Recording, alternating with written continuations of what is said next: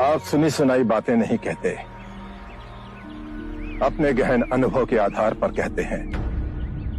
आप धर्म और सिद्धांत की नहीं, देखी हुई बातें कहते हैं। आपने कहा कि मुक्ति का मार्ग है अपने विवेक को जगाना और गूढ़ ध्यान में लिप्त हो जाना, जिससे मनुष्य स्वयं को और इस संसार को भली भांति समझ सकता है।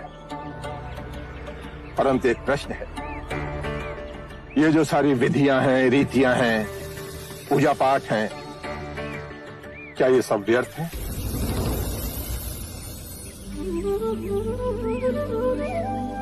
यदि कोई व्यक्ति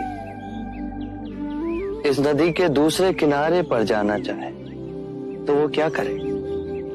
यदि जल गहरा नहीं है तो वो चलकर जा सकता है, और यदि जल गहरा है तो वो नाव की सहायता से जा सकता है या स्वयं तैरकर जा सकता है।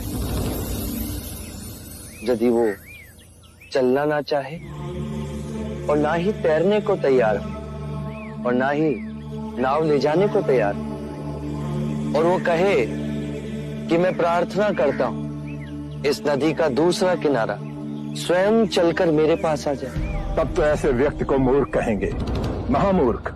इसी प्रकार यदि व्यक्ति अज्ञान और भ्रांति को अपने विवेक से मिटाएगा नहीं तो परम आनंद और मुक्ति के दूसरे छोर पे कैसे पहुंच पाएगा? चाहे वो पूजा करे या अनुष्ठान या व्रत करे या किसी नीति पर चले, वो इस किनारे ही रहेगा।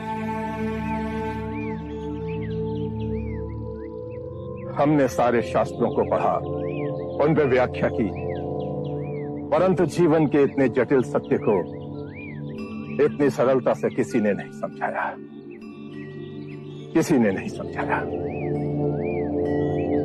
आप इस भटकती मानवता को परम ज्ञान का मार्ग दिखाएंगे।